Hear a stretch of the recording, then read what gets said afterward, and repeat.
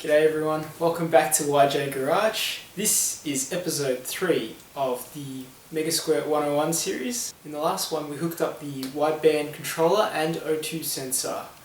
Today we'll be installing the JRP AFR gauge. The AFR gauge will be essential for tuning, but maybe you just like bright lights.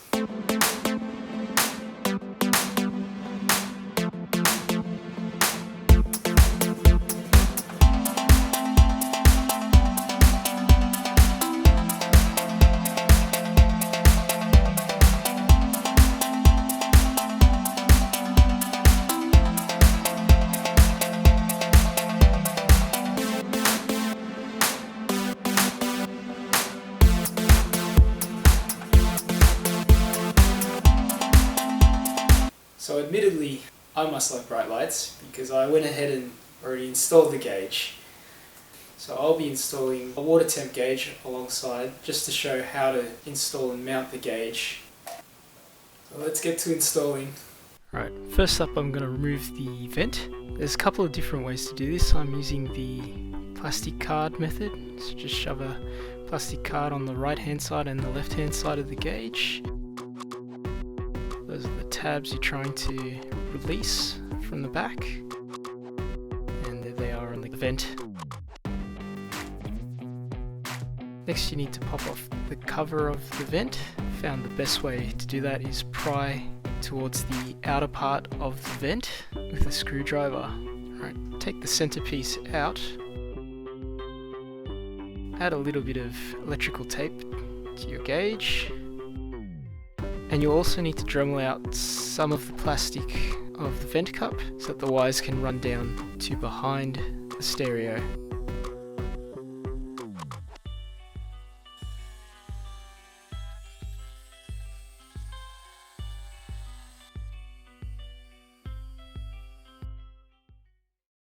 Place your gauge in, make sure it's orientated correctly to the tabs, put the cover back on.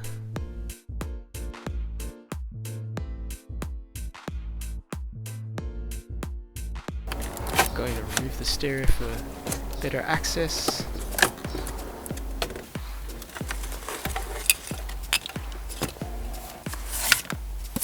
Place the wires through the gap.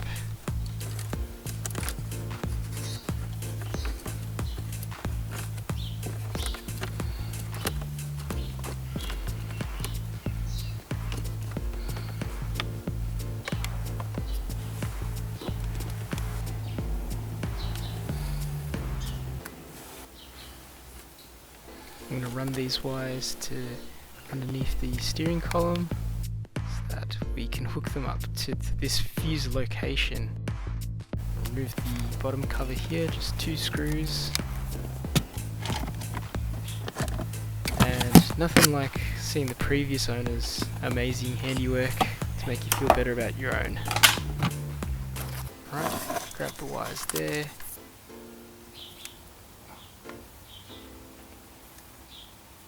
So you can already see I'm using add a fuse circuits there. I'm tapping a switched 12 volts as well as a constant 12 volts for the JRP gauge, as well as a ground. I'll show a better view of that later onwards.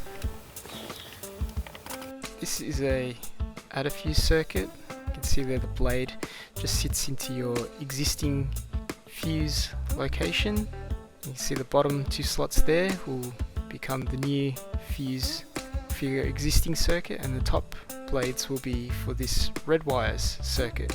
Just insert your new wire there and then crimp down and you'll have a new circuit. And this is the monstrosity I've come up with. I've wired into an existing add a fuse circuit, and it was a great time for my soldering iron to stop working, but kind of managed to get a decent connection there. Put a ring terminal on the earth cable and we're going to hook it up to that spot just there. Alrighty, tucked everything back in, looks exactly like it was before. Alright, next need to find a way of getting the wires to the sensor. See my drawstring there. that's the original grommet that came with the car. You just pull that out and run a coat hanger down there. And I'm using the leftover wideband wiring to run up an extra couple of wires.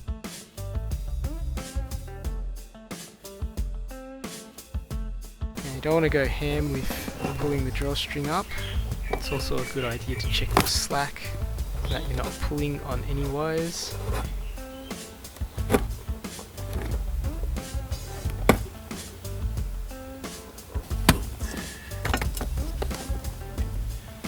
There we are. The yellow wire of the JRP gauge goes to the green wire on the wideband controller. So I'm just going to solder them together.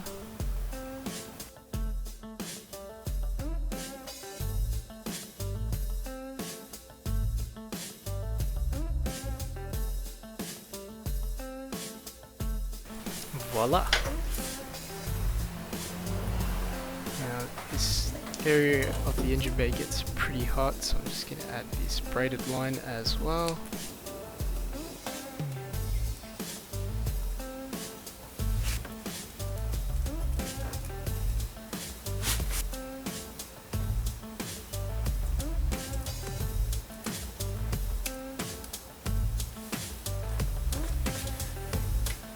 Like a bought one.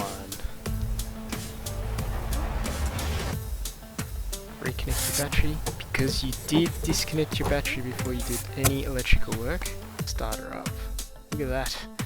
Alright, already we can sort of see that the JRP gauge is very clear, whereas the other one has quite a lot of LCD bleed and glare is pretty bad on all the colours.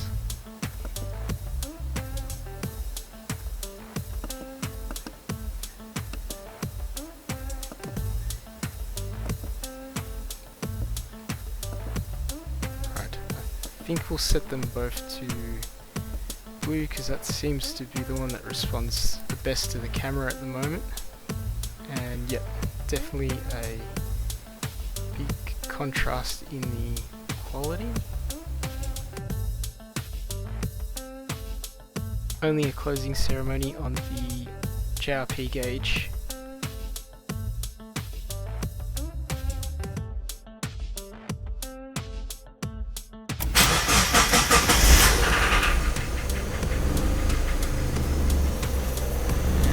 Looks like we're reading AFRs now.